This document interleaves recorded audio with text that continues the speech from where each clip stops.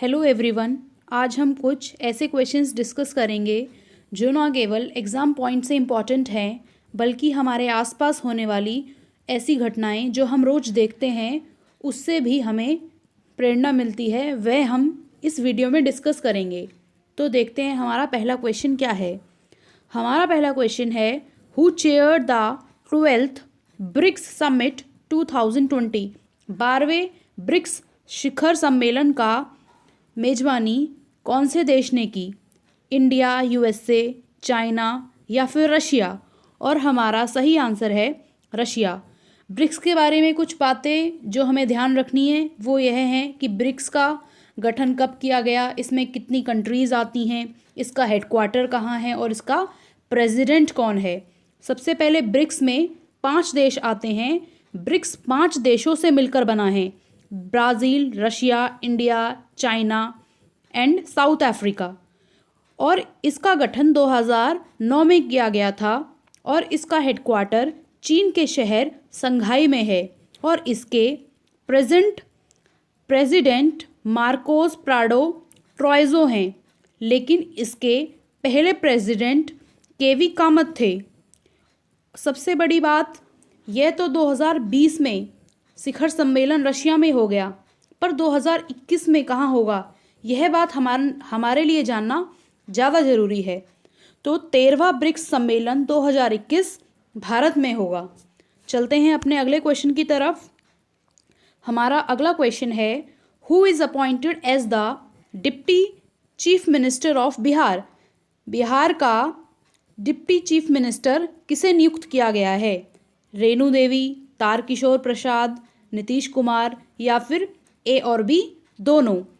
तो सबसे पहले चीफ मिनिस्टर तो नीतीश कुमार को नियुक्त किया गया है, पर डिप्टी चीफ मिनिस्टर किसे नियुक्त किया गया है? वह दो इंसान हैं।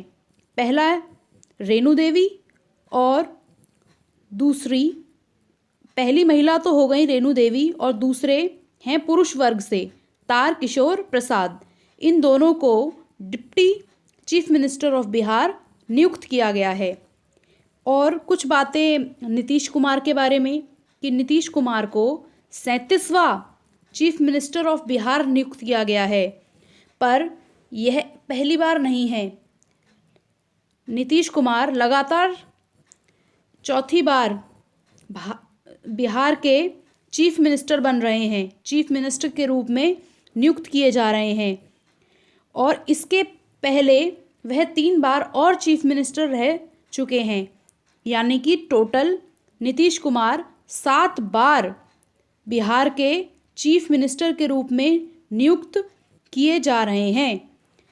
और बिहार के कुछ ज़िले हैं जैसे भागलपुर ज़िला, सीतामढ़ी ज़िला और दरभंगा ज़िला। इन ज़िलों में हाल फिलहाल में कुछ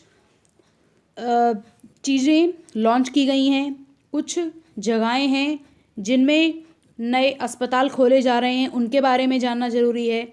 जैसे कि बिहार के भागलपुर ज़िले में डॉल्फिन सफारी ओपन की गई है, सीतामढ़ी ज़िले में फ़िश ब्रूड बैंक खोला गया है, यानी कि मछली प्रजनन केंद्र, और दरभंगा ज़िले में एम्स और एयरपोर्ट खोलने की अनुमति दे दी गई है। हमारा अगला क्वेश्चन है कि first toy cluster is going to open in India in which state of India.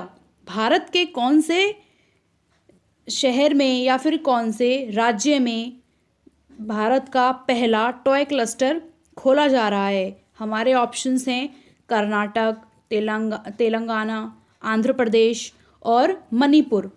सबसे पहले यह टॉय क्लस्टर उसी राज्य में खोला जा रहा है जहां पर प्रधानमंत्री ने उस राज्य के बारे में अपने शो मन की बात में इसका डिस्कशन किया था। हाँ सही, मैं बात कर रही हूँ कर्नाटका की। कर्नाटका के टॉय चन्नापट्टनम टॉय की बात प्रधानमंत्री ने अपने शो मन की बात में की थी। और इसी राज्य में यानी कि कर्नाटक राज्य में ही भारत का पहला टॉय क्लस्टर खोला जा रहा है। इसके अलावा कर्नाटका में कुछ चीज़ें हैं जो जिनके लिए कर्नाटक फेमस है, या फिर कर्नाटक में कुछ चीज़ों के नाम परिवर्तित कर दिए गए हैं। कुछ ऐसी चीज़ें आ रही हैं जिसकी वजह से कर्नाटक न्यूज़ में है। जैसे कि भारत का पहला सैंडलवुड म्यूज़ियम वह कर्नाटक में खोला जाएगा। कर्नाटक के कौन से शहर में? मैसूर शहर में, या फिर मैसूर ज़िले में। इसके अलावा अब तक भारत में सबसे लंबा रेलवे प्लेटफॉर्म गोरखपुर प्लेटफॉर्म था, पर अभी एक ऐसे रेलवे प्लेटफॉर्म की घोषणा कर दी गई है जो कि अब भारत का सबसे लंबा प्लेटफॉर्म होगा, और वह आ रहा है कर्नाटक राज्य में। और उस रेलवे स्टेशन का नाम है जहां पर सबसे लंबा प्लेटफॉर्म बनेगा, वह है हुबली रेलवे स्टेशन, जो कि कर्नाटक में ही है। इसके अलावा कर्नाटक में एक फ्लाईओवर है जिसका नाम है येलाहंका फ्लाईओवर। इसका नाम बदल करके वीर सावरकर फ्लाईओवर कर दिया गया है। हमारा अगला क्वेश्चन है question number 4। First food train by Indian railways is launched eight which railway station? भारतीय रेलवे की पहली फूड ट्रेन कौन से राज्य ने शुरू करी है? और इसके ऑप्शंस हैं पुणे, नई दिल्ली, लखनऊ एंड गोरखपुर। और इसका सही आंसर है पुणे, जो कि एक जिला है, जो कि एक जगह है। कहाँ पर? महाराष्ट्र में, महाराष्ट्र राज्य में। और इसके अलावा हमें ये बात, अगर हम इंडियन रेलवेज़ की बात कर रहे हैं तो हमें ये बात पता होनी चाहिए कि इंडियन रेलवेज़ में कितने जोन हैं। तो इंडियन रेलवेज़ में 18 जोन है, और सबसे लास्ट जो रेलवे जोन ऐड कर दिया गया है वह है साउथ कोस्ट रेलवे। और साउथ कोस्ट रेलवे का हेडक्वार्टर कहाँ पर है? विशाखापट्टनम में, जो कि आंध्र प्रदेश में है। हमारा अगला क्वेश्चन है question number 5। How many countries has sign the RCEP? RCEP होता क्या है? Regional comprehensive economic partnership. ये वही पार्टनरशिप है जिसमें भारत ने जाने से इनकार कर दिया है। भारत ने इसमें पार्टिसिपेट नहीं किया है। और हमारे ऑप्शंस हैं 15, 10, 13 या 17। तो रीजनल कॉम्प्रिहेंसिव इकोनॉमिक पार्टनर्स में टोटल 15 कंट्रीज़ हैं। और ये बात ध्यान रखनी है कि भारत और USA regional comprehensive economic partnership का भाग हिस्सा नहीं है। तो हिस्सा कौन है? इसमें टोटल 15 कंट्रीज़ हैं। 10 और 5 ऐसे करके याद रखना। 10 कंट्रीज़ तो एशियन कंट्रीज़ हो गई, 5 अदर कंट्रीज़ हो गई। 5 अदर कंट्रीज़ कौन सी हैं? पहले जापान के आसपास वाली कंट्रीज़ को देखेंगे, जैसे जापान, चाइना और कोरिया। कोरिया में साउथ कोरिया, नॉर्थ कोरिया नहीं, साउथ कोरिया। फिर न्यूजीलैंड, और न्यूजीलैंड का पड़ोसी ऑस्ट्रेलिया। ये तो हो गई 5 अदर्स, और 10 कंट्रीज़ हो गई एशियान की। बढ़ते हैं अपने अगले क्वेश्चन की तरफ। Question number 6। ECI यानी कि election commission of India appointed actor Sonu Sood as the icon of the state of the which state? Sonu Sood को इलेक्शन कमीशन ऑफ इंडिया ने कौन से राज्य का आइकन नियुक्त किया है? ऑप्शंस हैं हरियाणा, केरल, पंजाब एंड मध्य प्रदेश। और इसका सही जवाब है पंजाब, जिसके CM का नाम है अमरिंदर सिंह बादल। और सोनू सूद हाल फिलहाल में कुछ कारणों से न्यूज़ में थे, जैसे कि उन्होंने एक किताब लिखी है, आई एम नो मसीहा, मैं मसीहा नहीं हूँ। इसके अलावा इन्होंने लॉकडाउन के दौरान काफ़ी बस की सुविधाएं प्रोवाइड करी माइग्रेंट वर्कर्स को उनके घर तक पहुँचने के लिए। बढ़ते हैं अपने अगले क्वेश्चन की तरफ। Question number 7। Aung San Suu Kyi is re elected as president of which country? हमारे ऑप्शंस हैं म्यांमार, इंडोनेशिया, जापान, मालदीव्स। और इसका सही आंसर है म्यांमार। आंग सान सूकी बेसिकली म्यांमार से ही रिलेट करती हैं। म्यांमार में कहने को तो लोकतंत्र है, पर वहाँ पर सेना की ही चलती है, जैसे कि पाकिस्तान में चल रही है, तो हमेशा पॉलिटिकल पार्टीज़ और सेना के बीच में एक मतभेद रहता है, तो उसको सुलझाने का काम या फिर उसमें एक बहुत अच्छा रोल प्ले करा है आंग सान सूकी ने, तो इसीलिए वहाँ के लोग इनको बहुत मानते हैं।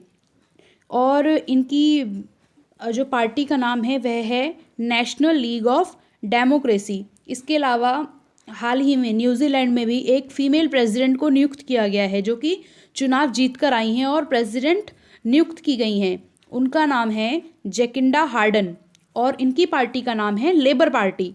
हमें पार्टियों के नाम भी याद रखने पड़ेंगे अगर पर्सनालिटी का नाम ज़्यादा फेमस है तो, क्योंकि ये कई बार पूछ लिया जाता है। इसके अलावा म्यांमार में एक प्रोजेक्ट है जिसका नाम है कालादान प्रोजेक्ट, और इस कालादान प्रोजेक्ट को चलाने में भारत म्यांमार की मदद कर रहा है। और कालादान प्रोजेक्ट के ऊपर कुछ लोगों ने हमला किया, तो उसको बचाने के लिए भारत ने म्यांमार में एक ऑपरेशन चलाया जिसका नाम था ऑपरेशन सनराइज़। तो ऑपरेशन सनराइज़ कहाँ चलाया गया? वह चलाया गया म्यांमार में। किसकी हेल्प से? इंडिया की हेल्प से। और कौन सा प्रोजेक्ट है म्यांमार में? कालादान प्रोजेक्ट। हमारा अगला क्वेश्चन है question number 8। What is the rank of India in the global hunger index? Bharat की क्या रैंक है ग्लोबल हंगर इंडेक्स में? ऑप्शंस हैं 94, 102, 108 एंड 34। और हमारा सही आंसर है 94, 94। बेसिकली ग्लोबल हंगर इंडेक्स 4 सूचांकों पर आधारित रहता है, जैसे कि under nourishment, child wasting, child stunting और मोर्टेलिटी, कि बच्चे अपनी उम्र के हिसाब से छोटे तो नहीं रह गए, या फिर बच्चे अपनी उम्र के हिसाब से कमज़ोर तो नहीं हैं, उनका मृत्यु दर कितना है, उनको कितना पोषण मिल रहा है, इन सब के आधार पर ग्लोबल हंगर इंडेक्स तैयार किया जाता है। और हमारा अगला क्वेश्चन है क्वेश्चन नंबर 9, जो कि हमारा इस पीडीएफ का लास्ट क्वेश्चन है। क्वेश्चन नंबर 9 क्या कह रहा है? Who was the Guru of स्वामी विवेकानंदा? स्वामी विवेकानंदा के गुरु का क्या नाम था? गोपाल कृष्ण गोखले, रामकृष्ण परमहंस, श्री नारायण स्वामी एंड अरविंद सिंह। और इसका सही आंसर है रामकृष्ण परमहंस। इसके अलावा हमें गांधी जी के गुरु का नाम भी पता होना चाहिए, जो कि इन्हीं ऑप्शंस में गिवन है, और वो है ऑप्शन नंबर 1, गोपाल कृष्ण गोखले। गोपाल कृष्ण गोखले गांधी जी के पॉलिटिकल गुरु थे, और ये कई बार एग्जाम में पूछा गया है। So thank you for watching this channel. If you like this channel, then please subscribe, share and like. Thank you for watching this channel.